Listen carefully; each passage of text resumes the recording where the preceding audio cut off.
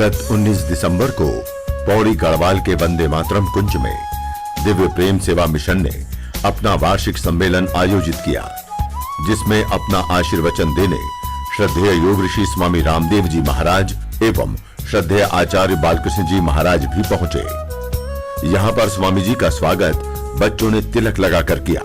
इस कार्यक्रम की अध्यक्षता महाशय धर्मपाल जी ने की एवं मुख्य अतिथि के तौर पर राष्ट्रीय स्वयंसेवक संघ के सरकार्यवाह श्री सुरेश भैया जी जोशी उपस्थित हुए। विशिष्ट अतिथियों में भारत सरकार के राज्य मंत्री श्री संतोष कुमार गंगवार, पूज्य सतपाल महाराज जी, समाज सेवी चंद्र कुमार सोमानी एवं ब्रह्मदेव शर्मा भाई जी उपस्थित थे। स्वामी जी, आचार्य जी एवं महाशय जी ने स्वामी विवेकानंद जी को पुष्प अर्पित किए। इसके बाद स्वामी जी व अन्य गणमान्य व्यक्तियों ने दीप प्रज्वलन किया। इसके बाद मंच पर स्वामी जी व आचार्य जी के साथ साथ अन्य गणमान्य व्यक्तियों का दिव्य प्रेम सेवा मिशन के द्वारा स्वागत किया गया। वहीं बच्चों ने सांस्कृतिक कार्यक्रम एवं योग की अलग अलग मुद्राएं प्रस्तुत की। आइए अब हम आपको दिखाते हैं इस कार्यक्रम के मुख्य अंश। वर्ष 1997 से दिव्य प्रेम सेवा मिशन की यात्रा शुरू हुई थी और हम जितने लोग भी यहाँ उपस्थित हैं वो सब उसके सहभागी रहे हैं। सतत उस यात्रा में कदम से कदम मिलाकर हम लोग चल रहे हैं।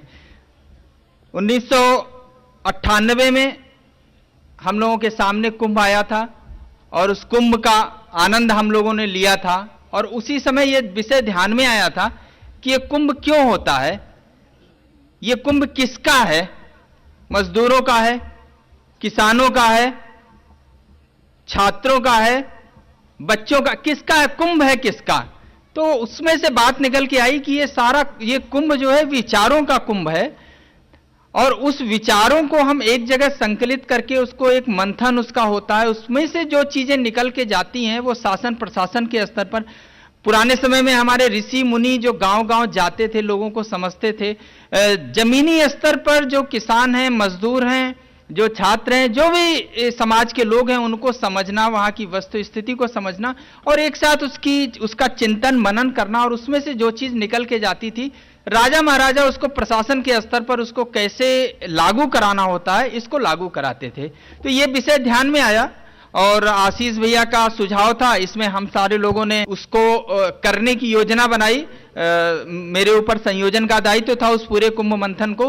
तो एक अच्छा कुल मिला के 12 विषय निकाले थे हम लोगों ने। एक बहुत बड़ी टीम, आप लोगों को ध्यान है जो हरिद्वार वासी हैं यहाँ पर, जो हरिद्वार में रहते हैं, कि कुंभ में जो भीड़ भाड़ होती है कितना कठिन होता है उसमें, लेकिन उसके बावजूद भी सभी देश के प्रमुख चिंतन, राष्ट्रीय स्तर के चिंतक, चाहे वो धर्म क्षेत्र के हों, चाहे वो धर्म क्षेत्र में स्वामी शंकराचार्य जी, वासुदेवानंद सरस्वती जी, स्वामी वियोगानंद जी, कैलासानंद जी महाराज जी, ऐसे बहुत सारे लोग जो वहां पर उपस्थित हुए। तो उसमें पत्रकारों में भी बहुत बड़े लोग, प्रशासनिक अधिकारियों में बहुत बड़े लोग, शिक्षा में जो काम कर रहे हैं, चाहे वो पवन गुप्ता जी हो या रुडोल्फ हो, ऐसे सारे लोग जिनका चिंतन राष्ट्रीय स्तर का चिंतन है, ऐसे लोगों को हम लोगों ने कुंभ में बुलाया और बुला के मंच दिया और आपस में उस विषय को लेकर चिंतन, हमारा संविधान कैसा हो। तो हमारे संविधान के बारे में सुभाष कश्यप जी ही अच्छा बता पाएंगे, तो उनको बुलाया और उस पर से जो चीजें निकल के आई, उसमें जो विचार निकल के आए, उसको एक संकलन किया गया उसका, और उसको संकलित करने की भी जिम्मेदारी बाद में मेरे ऊपर डाली गई और बाद में मैंने उसका संपादन किया, क्योंकि बहुत ज्यादा दबाव था कि एक पुस्तक के रूप में निकल के आना चाहिए। 2010 में वो कुंभ हुआ था जिसमें हम लोगों ने किया। बड़े कार्यक्रम, साधन संसाधन, इन सब की अभाव में थोड़ा समय देर हुआ, लेकिन अब वो एक रूप में आ गई है और कुंभ आस्था का प्रतीक इस नाम से। और सौभाग्य की बात है हमारे बीच प्रभात जी उपस्थित है, प्रभात प्रकाशन के, जिनके सहयोग के कारण ही ये पुस्तक आ पाई और शायद अगर वो ना साथ दिए होते या उनका सहयोग ना होता तो हम उस पुस्तक को आप लोगों के सामने तक नहीं ला सकते थे। इसलिए मैं आप लोगों से एक बार आग्रह करूंगा कि आप ताली बजा के प्रभात जी का विशेष रूप से स्वागत करें। और मैं सभी प्रमुख अतिथियों से, जो हमारे अतिथि यहाँ पर उपस्थित हैं, जैसे बहुत सारे लोग, डॉक्टर अनिल जैन जी यहाँ उपस्थित हैं जो उस कार्यक्रम में थे, उसमें जिनका मार्गदर्शन हमारे पास था। शंकराचार्य जी हमारे पास यहाँ उपस्थित थे जिनका मार्गदर्शन हमको मिला था। तो ऐसे सभी अतिथियों से मेरा विनम्र आग्रह है कि वो कुंभ मंथन को स्वस्ति न इंद्रो वृदाश्रवाः स्वस्ति न पूजा विश्ववेदाः स्वस्ति नस्तारक्षो अरिष्टनेमि स्वस्ति नो बृहस्पतिर्दधातु। मैं अब जिनको संबोधन के लिए बुला रहा हूं वह इस परिसर के लिए नए नहीं हैं। जब भी कोई छोटा सा कार्यक्रम हो, बड़ा कार्यक्रम हो या किसी भी रूप में उनकी हमें आवश्यकता हो, जब भी हम उनको आमंत्रित करते हैं, जब भी उनसे हम समय मांगते हैं, वह तुरंत वंदे मातरम कुंज परिसर और सेवा कुंज परिसर में चले आते हैं। श्रद्धेय स्वामी रामदेव जी के अनन्य सहयोगी, या मैं कहूं कि मैंने कई कार्यक्रमों में जब उनको सुना है कि इस संसार के अंदर, इस चराचर जगत के अंदर विभिन्न प्रकार के एनसाइक्लोपीडिया उपस्थित हैं, लेकिन आयुर्वेद का एनसाइक्लोपीडिया उपस्थित नहीं था, उसके जनक के रूप में और दिव्य प्रेम दिव्य योग सेवा ट्रस्ट के महामंत्री के रूप में आदरणीय आचार्य बालकृष्ण जी के रूप में मैं उनको आमंत्रित करता हूं। आए हम सबका मार्गदर्शन करें। श्रद्धेय आचार्य जी। आज गंगा के इस पावन पवित्र तट पर स्थित दिव्य प्रेम सेवा मिशन का जो सेवा प्रकल्प है, उसका यह वंदे मातरम कुंज परिसर, इस परिसर पर उपस्थित विशेष करके आज के इस मंच पर जो दिव्यात्माएं, विभूतियां राष्ट्र, समाज और संस्कृति परंपरा के सभी संभाग महापुरुषों का दर्शन ये दुर्लभ क्षण है। मुख्य अतिथि के रूप में यहां पर माननीय, मेरे लिए बहुत ही आदरणीय एक अभिभावक की तरह से हैं श्री भैयाजी जोशी जी, परम श्रद्धेय वंदनीय, जो मेरे लिए अभिभावक भी हैं, भाई भी हैं, मित्र भी हैं, गुरु भी हैं, श्रद्धेय स्वामी जी, और आयु से वृद्ध प्रतीत होते हैं पर भावनाओं में, संवेदनाओं में, ऊर्जा में, कार्य में कहीं किसी जवान से कम नहीं है, ऐसे हमारे परम सम्माननीय महाशय धर्मपाल जी इस मंच पर हमारे माननीय केंद्रीय मंत्री जी श्री संतोष गंगवार जी, जो अत्यंत सहज, सरल, और माननीय सतपाल महाराज जी भी पधारे हैं, हम उनका भी हार्दिक स्वागत और अभिनंदन वंदन करते हैं। और मेरे सम्मुख जितने भी हमारे इस दिव्य प्रेम सेवा मिशन के प्रति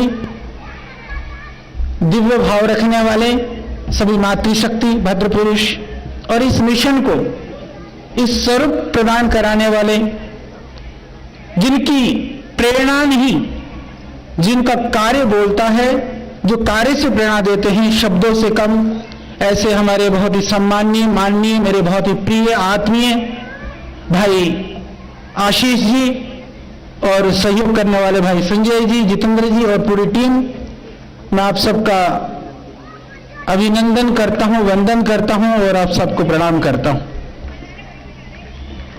यह दिव्य प्रेम सेवा मिशन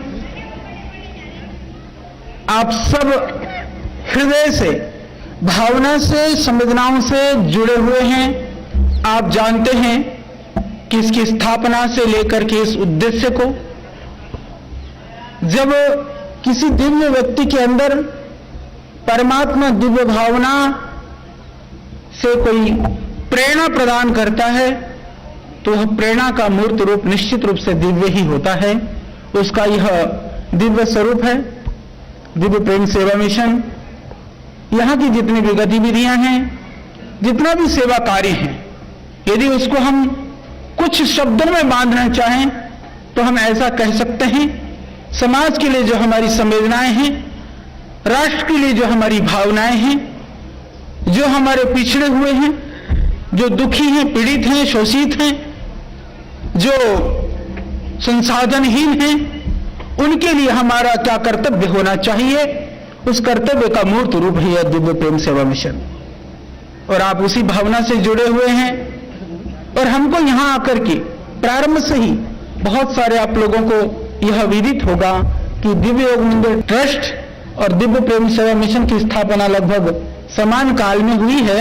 और उससे पहले भी हम पहले गंगोत्री में थे, भाई आशीष जी बाद में वहीं पहुंचे थे, तो हम साथ साथ में ही हैं। 20 साल पहले भी साथ थे, तब से आज भी हैं। और हम समझते हैं कि जब तक यह जीवन है तब तक यह साथ छूटेगा नहीं। यह अलग बात है, भाई आशीष जी को कभी कभी ज्यादा वैराग्य हो जाता है, हम तो मोर्चे में डटे हुए हैं, कभी कभी ये ज्यादा वैराग्य दिखा देते हैं, तो उसके लिए भी कि ना भागे, जगह हमने हिमालय में बना रखी है, तो इसलिए आप सब निश्चिंत रहें। और यह कार्य क्योंकि कभी कभी वैराग्य कई कारणों से होता है, हालांकि ये सबको श्रेय देते हैं, परंतु श्रेय को लेने के लिए हमको कुछ सेवा भी करना चाहिए। हम सब के लिए बहुत ही उत्साह का क्षण होता है, क्योंकि जब जब हमको समय मिलता है, मेरे लिए तो यह यूं भी परिवार है और जंगल के रास्ते के लिए, क्योंकि हरिद्वार ऋषिकेश का बीच में पड़ता है, तो जब जंगल में निकलना होता है तो हम यही कह जाते हैं कि रोटी बना देना, तो हम 1 बजे के लिए कह करके 2 बजे के लिए जाएं तो शाम को 5 बजे भी लौट के आए, हमको तो भोजन भी मिल जाता है। तो इस तरह से यह मेरे अनुसंधान का, आयुर्वेद के कार्य का भी एक विश्राम स्थली है। ये बहुत कम लोगों को विदित है। तो यहाँ से, क्योंकि जो हिमालय क्षेत्र है यह देवभूमि, हिमालय की जो भूमि है उसमें विविधताएं हैं, विशेषताएं हैं, दिव्यताएं हैं। उन दिव्यताओं में हम ऐसा मानते हैं कि जड़ी बूटियां भी एक मुख्य कारण है। तो उन जड़ी बूटियों से संवाद करने का, उनको ढूंढने का, उनके अंदर जो दिव्यताएं हैं उन गुणों को खोजने का जो छोटा सा प्रयास हम जब करते हैं, तो वह उन दिव्यताओं में भी यह दिव्य प्रेम सेवा मिशन हमारे लिए उस दिव्य कार्य के लिए सहयोगी के रूप में हमको दिखाई देता है। यह कहीं अलग नहीं प्रतीत होता है, हालांकि संकोच वशात आशीष जी कोई हमको बहुत ऐसा कोई कार्य नहीं बताते हैं, पर हमको जब प्रतीत होता है, महसूस होता है, तो उसको हम क्रियान्वयन करने का प्रयास करते हैं। यह इनका बड़प्पन है, अपने आप को कार्यकर्ता, और मैं तो मालिक तो नहीं, मैं तो स्वामी जी की सेवा करता हूं पतंजलि में, वहां रह करके वहां का मालिक नहीं, तो यहां तो आप दूर हो, आपका मालिक मैं कैसे हो सकता हूं। मैं भगवान से प्रार्थना करता हूं कि भगवान इतनी शक्ति दे कि हम स्वयं का मालिक बन सकें। उसके लिए हम प्रार्थना करते हैं, उसके लिए प्रयास करते हैं।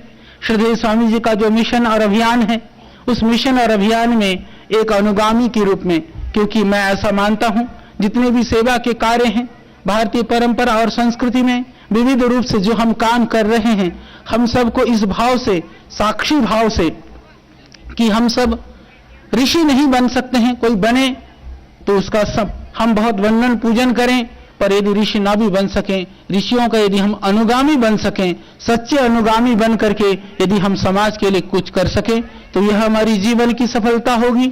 उन्हीं ऋषियों से प्रेरणा पा करके, उन महापुरुषों से प्रेरणा पा करके हमने इस जीवन को आगे बढ़ाया है। भगवान से यही प्रार्थना करते हैं कि प्रभु तुमने जिसके लिए हमको यह जीवन दिया, जिसके लिए हमें पैदा करके इस धरती पर भेजा, इस जमीन पर भेज करके जो परमात्मा की अपेक्षाएं और आकांक्षाएं रही होंगी कि हम जब इस दुनिया से जाएं तो हम कह सकें प्रभु जिस इच्छा से तुमने हमें धरती पर भेजा था, उस इच्छा को पूर्ण करने के लिए हमने कहीं कोताही, लापरवाही और कहीं कमी और न्यूनता नहीं छोड़ा है, तो कहीं कमी रह गई हो प्रभु क्षमा करना और अगली बार भेज देना, उसको पूरा करके ही हम लौटेंगे। इस दृढ़ता के साथ हम इस समाज में, इस राष्ट्र देव की आराधना में, संस्कृति के संरक्षण में संलग्न हैं। एक बात मैं आज कहने से नहीं रुक पा रहा हूं, बहुत कम लोगों को पता है।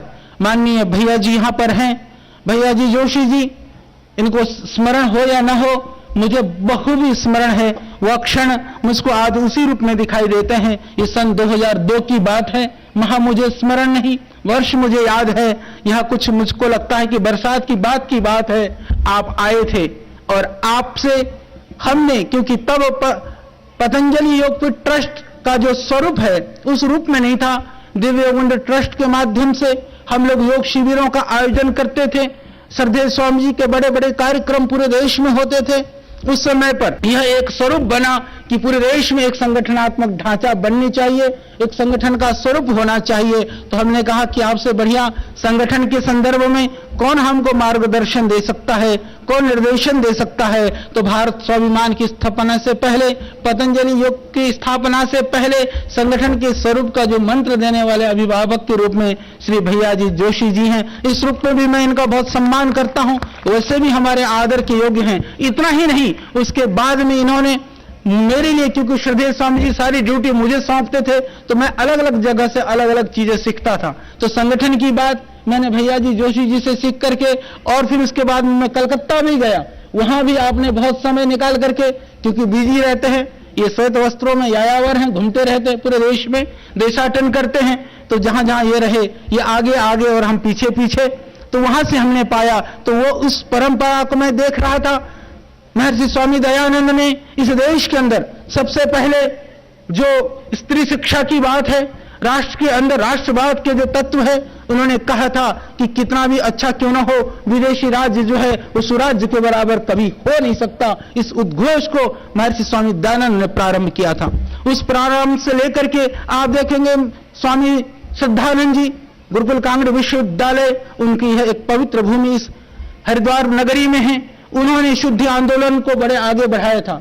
तो गुरु परंपरा में तो हमारे गुरुजों ने शुरू किया था, फिर संघ परंपरा ने उसको बहुत ऊंचाई में पहुंचाया। उस परंपरा में से फिर सीख करके भारत स्वाभिमान के रूप में श्रद्धेय स्वामी जी ने पूरे देश को जगाने का एक बहुत बड़ा कार्य किया। तो ये ताना बाना एक दूसरे से ऐसा जुड़ा हुआ है, ऐसे गुथा हुआ है, यह एक तरह से मैं यूं कह सकता हूं कि काल और समय के प्रवाह में जो एक सुंदर माला का जो स्वरूप है, वो देखने वाले को अलग अलग फूल की पंखुड़ियां, अलग अलग विविध कलर के पुष्प दिखाई दे, वस्तुतः वह पुष्प मिलकर के एक पुष्प नहीं, वह हार है, वह माला, वो पुष्पहार जो है वह इस देश को बनाने के लिए, इस राष्ट्र को खड़ा करने के लिए और अपनी संस्कृति और मूल्य और आदर्श की रक्षा के लिए इस देश के नागरिकों को किस तरह से हम उनकी हित के लिए, उनके उन्नति के लिए, उनके जीवन को ऊंचा बनाने के लिए काम कर सकते हैं, इसके लिए है।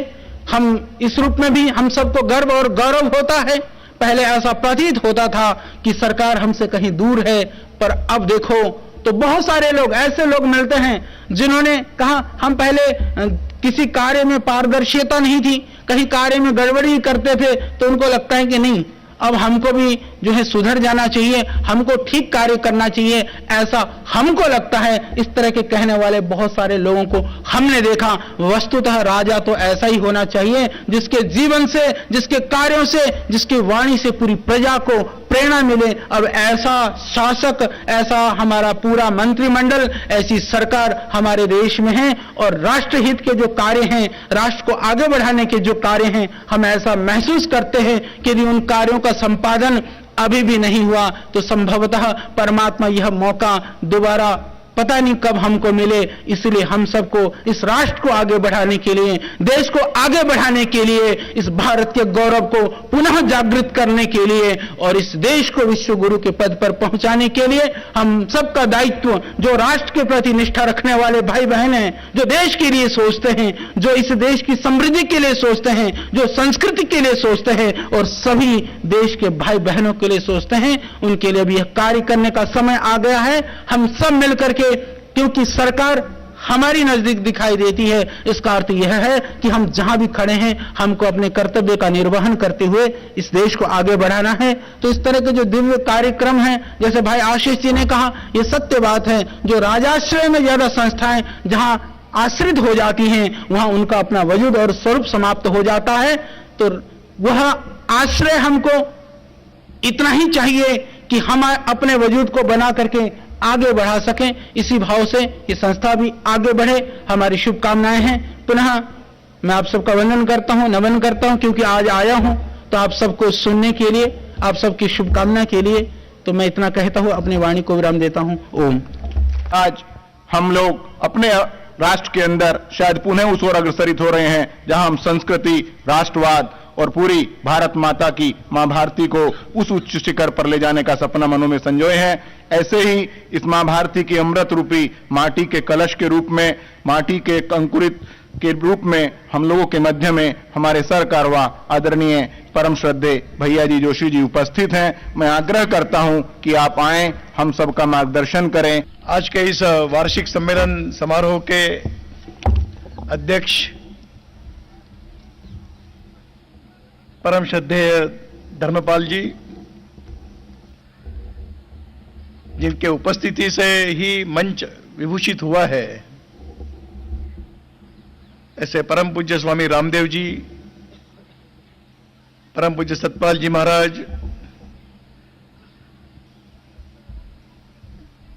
सभी देश के बंधुओं का स्वास्थ्य ठीक रहे इसलिए चिंता करने वाले ऐसे आचार्य बालकृष्ण जी, इस पावन परिसर में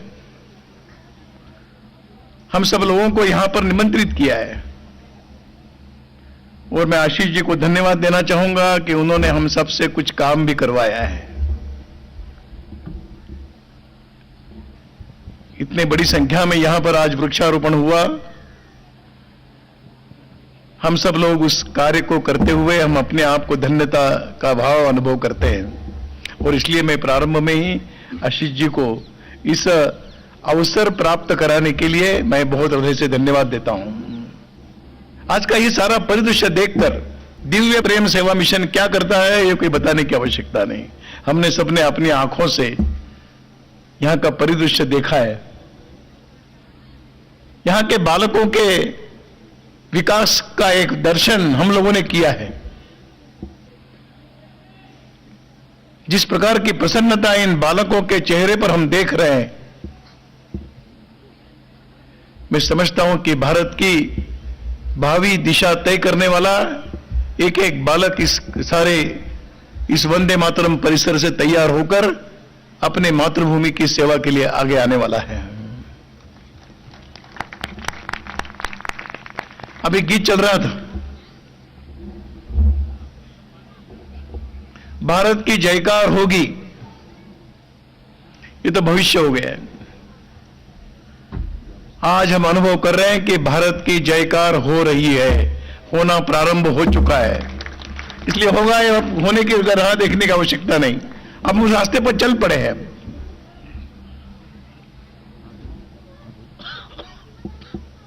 जब हमने कभी सोचा था कि भारत विश्व के मार्ग पर चलेगा, स्वामी रामदेव जी जब इंग्लैंड के उस प्रवास में गए थे योग प्राणायाम विषय को लेकर, तो वहां के रानी को महाराज ने कहा कि आपने हमारे देश पर राज्य किया है, हम आप सांसों पर राज्य करेंगे, कि आप कैसे जीते हो हम देखेंगे। तो ये प्रारंभ हो चुका है।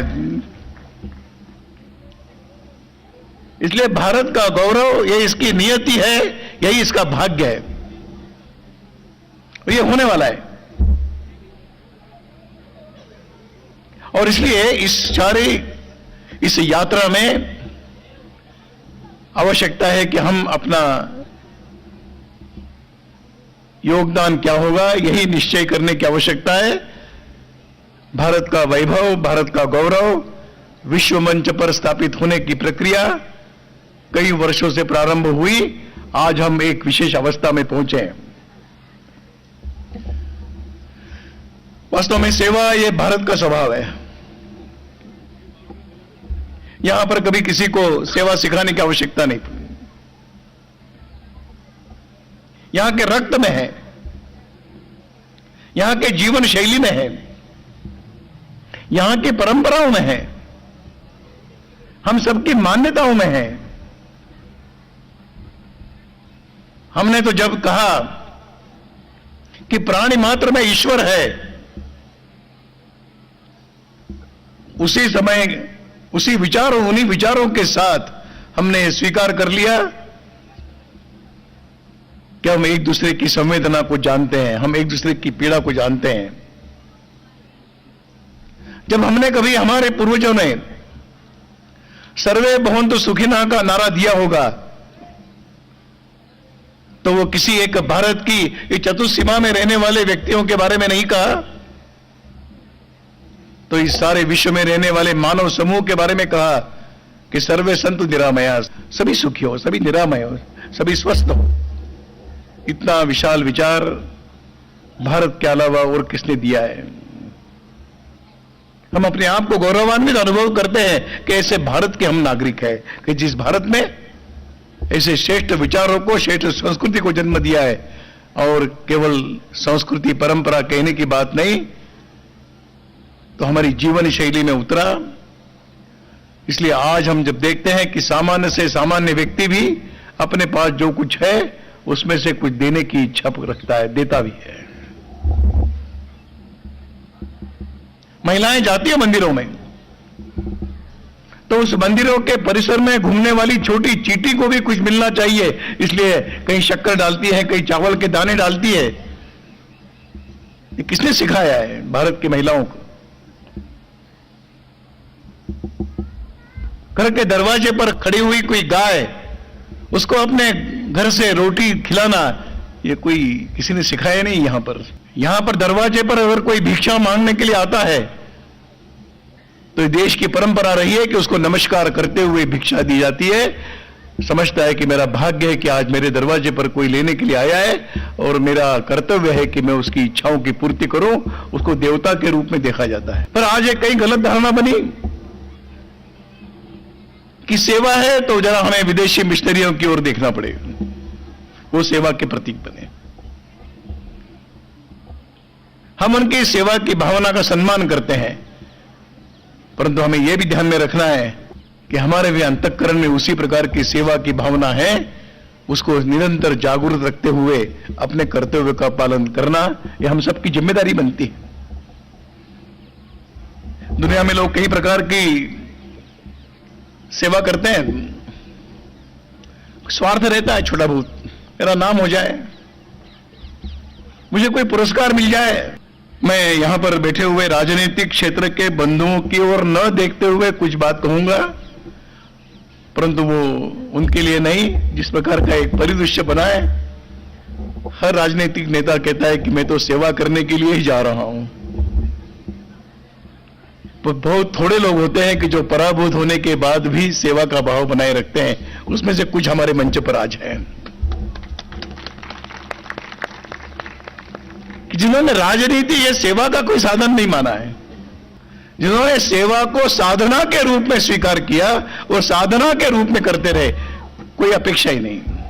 मैं कभी कभी अनुभव करता हूं, लोग नाम के बड़ी इच्छा रखते हैं, बहुत गलत है, ऐसा भी नहीं मानूंगा मैं। कुछ दिया है तो कुछ मेरा भी नाम हो जाए, पर मैं समझता हूं कि उससे भी हम लोगों ने मुक्त होने की आवश्यकता है। कुछ लोग हैं सेवा के नाम पर किस प्रकार का व्यवहार इस देश के अंदर करते हैं, इस देश के अंदर गरीबी का, अज्ञान का लाभ उठाते हुए अपने विचारों की स्थापना करने के लिए जिन्होंने अपने सेवा को आधार बनाया और इस समाज को दुर्बल करने की प्रक्रिया चलाते रहे, ऐसे शक्तियों को भी हम सब लोगों ने समझने की, परखने की आवश्यकता है। चैरिटी शब्द चलता है, ये चैरिटी शब्द से भी सेवा शब्द अधिक पावन है, अधिक पवित्र है। सेवा क्षेत्र में काम करने वाले किसी पर उपकार नहीं करते। अगर गत शताब्दी में स्वामी रामकृष्ण परमहंस हो, स्वामी विवेकानंद हो, इन्होंने अपने ही समाज के इस प्रकार के दुर्बल वर्गों को सामने रखते हुए कहा, ये तो दरिद्र नारायण, उसको भी नारायण कहा है। ये नारायण मानने की परंपरा है देश के अंदर।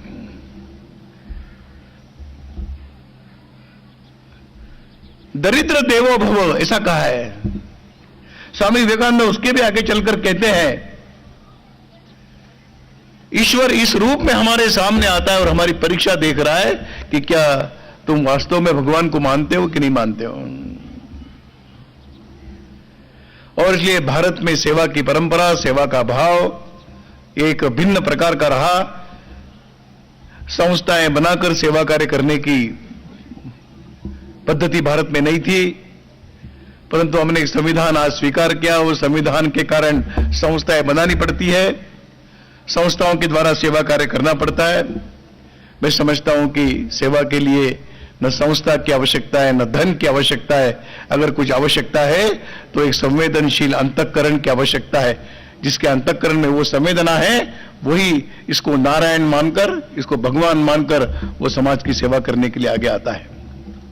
ये विशेषता है। इसलिए इस भाव को बना रहने की आवश्यकता है, इस भाव को बने रहने की आवश्यकता है। जब एक ही चैतन्य हम सबके अंदर व्याप्त है, तो उस चैतन्य को, उस चेतना शक्ति को, उस ईश्वरीय अंश को पहचान कर हम एक दूसरे के साथ खड़े रहे, इसकी आवश्यकता।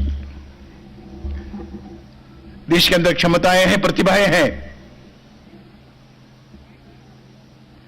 क्षमताएं और प्रतिभाएं कभी भी साधनों के अभाव में शायद थोड़ी पिछड़ जाती होगी, परंतु वो कभी भी छुप कर नहीं रह सकती। और जो मैंने कहा कि 8-9%, इसका मतलब है 9-10 करोड़ इस देश का वनवासी है, जो इसी समाज का है, अपना ही है।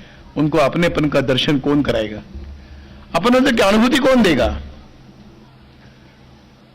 इसलिए समाज के संपन्न वर्ग ने इस प्रकार की संस्थाओं के द्वारा अपने दायित्व का वहन करते हुए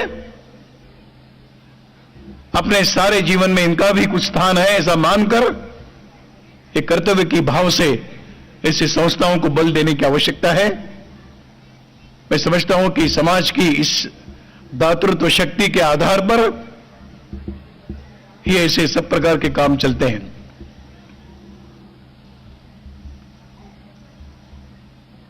कोई भी अन्य व्यवस्थाएं इस भाव से काम करना बड़ा कठिन है। हम ये सारी जिम्मेदारी सरकार पर नहीं छोड़ सकते। सरकार व्यवस्थाएं दे सकता है, सरकार सुविधाएं दे सकता है, सरकार का यह दायित्व है कि वो सबको सुविधाएं दे, परंतु सामाजिक परिवर्तन, समाज का उत्थान, इस प्रकार की भावनाएं ये सरकार के नहीं, समाज के अंतःकरण के बल पर होने वाली है। यह हम सबके पास है। इस अंतःकरण को जरा खोलकर समाज के सामने हम लोग आए, इसकी आवश्यकता है। एक छोटी बात और कहना मैं चाहूंगा।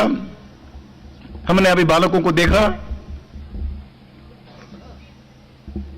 हम बड़े संतोष के साथ कह सकते हैं कि आज देश भर इस प्रकार के बालकों को तैयार करने का कार्य करने वाली कई विविध प्रकार की योजना है।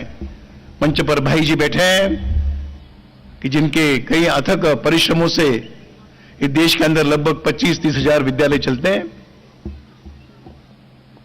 कई प्रकार के छात्रावास चलाए जाते हैं। हम अनुभव कर रहे हैं कि छात्रावासों में उस प्रकार की ऊर्जा, बालकों की प्रतिभाएं नजर आती है। और आने वाला भारत का भविष्य अगर युवा तय करने वाला है, तो वो युवा बाल अवस्था से खोजना पड़ता है, ढूंढना पड़ता है, और ऐसी युवावस्था को प्राप्त करते करते वो एक देश के अच्छे आदर्श नागरिक बने। यही देश की आवश्यकता है। अगर दुनिया के सब प्रकार के जानकार लोग कह रहे हैं कि एक समय आएगा, बहुत निकट है, बहुत ज्यादा दूर नहीं है, कि दुनिया के सभी देशों की तुलना में भारत में युवा शक्ति का प्रमाण ये दुनिया में सबसे अधिक रहने वाला है। अगर ये युवा शक्ति भारत की दुनिया में सबसे अधिक रहने वाली है, तो हम समझ सकते हैं कि भारत का भविष्य ये उज्जवल है। निश्चित है, हमें किसी का साथ जाने की आवश्यकता नहीं, विश्व भारत के साथ चलेगा। ये विश्वास के साथ हम सबको चलना चाहिए। ऐसे बालकों की ओर देखना चाहिए। ऐसे चलने वाले कार्यों को पूरे अंतःकरण से, पूरे शक्ति से सहयोग करना चाहिए। ऐसे कार्यों को बल प्रदान करना चाहिए। मैं केवल आर्थिक सहयोग की बात नहीं करूंगा, मैं कहूंगा हम सब लोगों ने अर्थदान के साथ साथ समयदान के बारे में भी सोचना चाहिए। मैं समझता हूं कि इस प्रकार के कार्यक्रम इन सब बातों की प्रेरणा हमारे अंतःकरण में जगाने के लिए सक्षम है। हम जितना इस कार्यों के साथ जुड़ते जाएंगे, उसी गति से इस प्रकार के कार्यों का एक स्वरूप बनता जाएगा कि जो निश्चित रूप से भारत का भविष्य तय करने वाला होगा। आइए हम सब लोग भारत के उज्जवल भविष्य बनाने में हम अपनी अपनी भूमिका का निर्वहन करने का संकल्प करें। इन्हीं शब्दों के साथ आयोजकों को धन्यवाद देते हुए और आशीष जी के इस चले हुए प्रयास और उनके सभी साथियों के चले हुए प्रयास, मैं ये नहीं कहूंगा कि इसमें बाधाएं न आए, पर मैं इतना ही कह सकता हूं, मैं ईश्वर से इतनी प्रार्थना कर सकता हूं कि इन बाधाओं को पार करते हुए आगे चलने का साहस ऐसे सभी बंधुओं को प्रदान करे। इन्हीं प्रार्थना के साथ और आप सबको नमस्कार करते हुए मेरी बात पूरी करता हूं।